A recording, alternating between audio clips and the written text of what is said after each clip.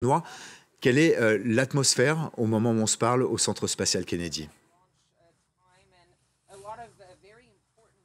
Oh, ici, c'est plutôt la sérénité, Mathieu, à l'heure où on se parle. Les 4 astronautes qui ont pris place à bord de cette capsule Crew Dragon qui culmine à 70 mètres de haut, tout en haut du lanceur Falcon 9. Ils ont quasiment quitté le monde des terriens. Ils ont quitté le bâtiment Neil Armstrong où ils ont enfilé leur combinaison pour le lancement. Un dernier salut, un dernier au revoir de Thomas Pesquet avec sa compagne Anne. Ça a duré environ 5 minutes.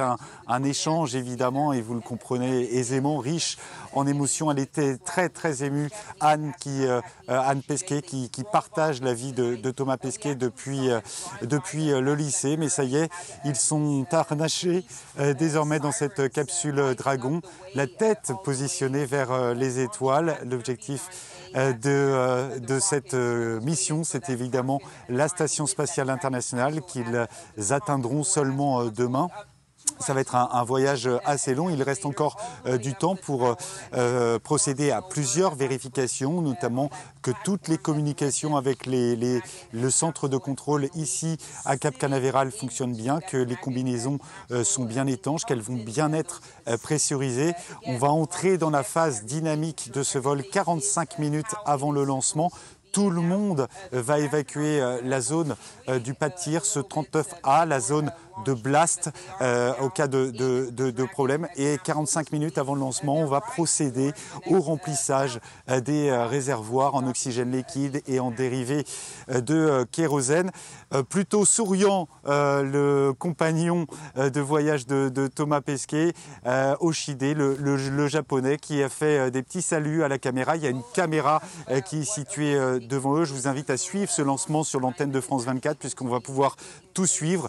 Il y a des caméras à peu près partout sur le lanceur, à l'extérieur et à l'intérieur de la capsule. Vous verrez, vous entendrez les vibrations, notamment dans cette phase extrêmement dynamique, les premières secondes de vol. Voilà, ce sera à suivre évidemment sur l'antenne de France 24 toute la matinée. Et on suivra ça avec vous. Benoît, que va-t-il se passer ensuite, notamment après le lancement, le décollage? À quoi est-ce qu'il faut s'attendre?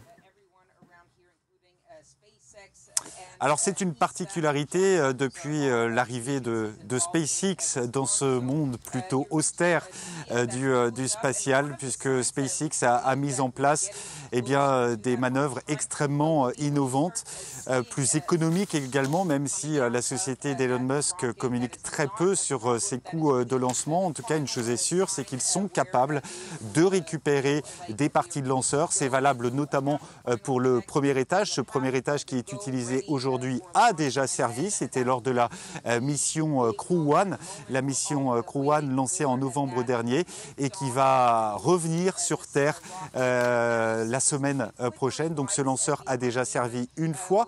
Vous voyez de la suie sur le premier étage. C'est donc la suie résiduelle du premier lancement et puis également la capsule qui elle aussi a servi lors du vol de certification de cette capsule. C'était en mai dernier. Voilà pour l'innovation apportée par SpaceX, cette société privée fondée par Elon Musk en 2002 et qui bouleverse, qui change un peu les codes dans le monde du spatial. On le voit d'ailleurs avec ces combinaisons ultra spectaculaires. On doit le dire, on aime ou on n'aime pas, à l'image du personnage Elon Musk.